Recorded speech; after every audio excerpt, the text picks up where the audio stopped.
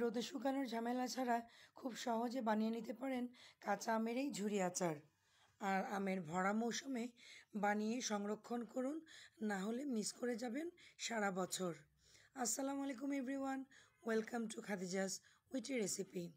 আজকের এই আচারের জন্য শুরুতেই নিয়েছি 2 কেজি আম। আর এই কাঁচা আমকে খুব সুন্দর করে খোসা ছাড়িয়ে ধুয়ে এখন এগুলোকে একটা গ্রেটার মেশিন দিয়ে গ্রেট করে নিচ্ছি। তো আমগুলো দেখুন গ্রেট করা হয়ে গিয়েছে। এখন এগুলোকে হাত দিয়ে চেপে চেপে ভেতরের পানিটা নিংড়ে নিচ্ছি।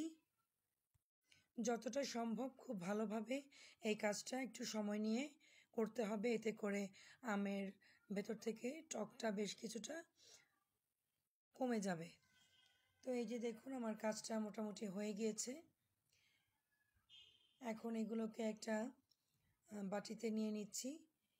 এবার এদিকে সরিষা হালকা টেলে নিচ্ছি চুলায়, সেই সাথে 5 ফোড়ন এটাকেও আমি টেলে নিয়েছিলাম। তো এগুলোকে টেলে আমি ব্লেন্ডারে ব্লেন্ড করে নিয়েছি। আর এই যে এখানে দেখুন 2 কাপ সরিষার তেল, এটাকেও আমি গরম করে ঠান্ডা হতে দিয়েছি। এখন এক এক করে গুঁড়া মশলাগুলো অ্যাড করে দিচ্ছি। শুরুতেই দিয়েছি মরিচের গুঁড়া 3 টেবিল চামচ, সেই সাথে আরও দিয়েছি ধনে গুঁড়া 2 টেবিল চামচ, 5 ফোড়ন দিয়েছি 1 টেবিল চামচ, সরিষা গুঁড়া দিয়েছি 3 টেবিল চামচ, আরও দিয়েছি বিট লবণ 1 চা চামচ, লবণ দিয়েছি এখানে 1 টেবিল চামচ, সেই সাথে দিয়েছি রসুন কুচি 1 কাপ, চিনি 2 কাপ।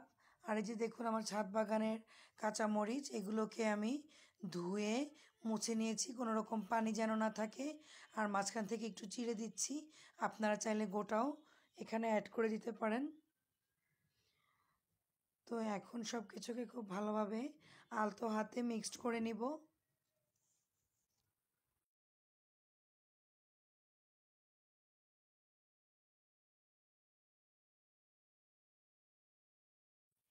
সব কিছু খুব ভালোভাবে মিক্সড করে নেওয়া হয়ে গেলে আমি একটু চেক করে দেখব যে টেস্ট ঠিক আছে কি না। আর এই যে দেখুন হলুদের গুঁড়াটা স্কিপ করে গিয়েছিলাম, সেটাও এখানে অ্যাড করে দিয়েছি, খুবই সামান্য পরিমাণ 1/4 চা চামচ। আপনারা এই গুঁড়া মশলাগুলো আপনাদের টেস্ট অনুযায়ী অ্যাড করে নেবেন।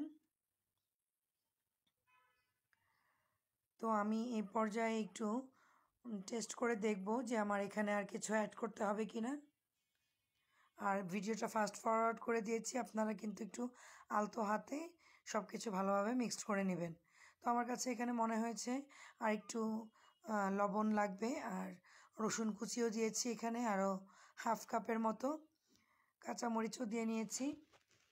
এখন এখানে দিয়েছি 1/2 কাপ সিরকা, সেই সাথে আরও দিয়েছি আগে থেকে গরম করে ঠান্ডা করে রাখা সরিষার তেল 2 কাপ।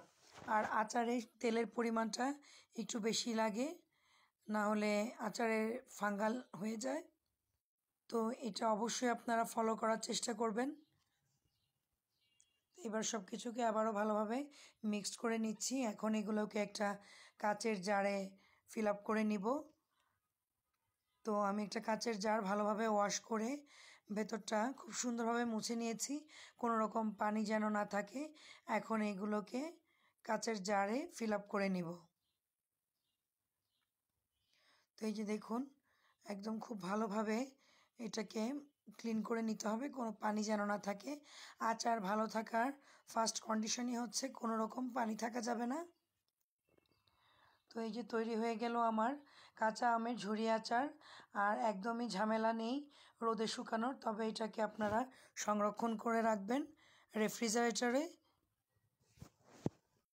এটা এতটাই দুর্দান্ত হয় খেতে, আপনারা অবশ্যই বানিয়ে আমাকে কমেন্ট বক্সে জানাবেন।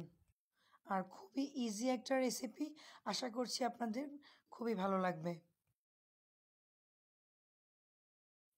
আচার পছন্দ করেন কিন্তু বানানোর ঝামেলার জন্য যারা আচার বানাতে পারেন না, আপনাদের অবশ্যই এই রেসিপিটা ট্রাই করা উচিত।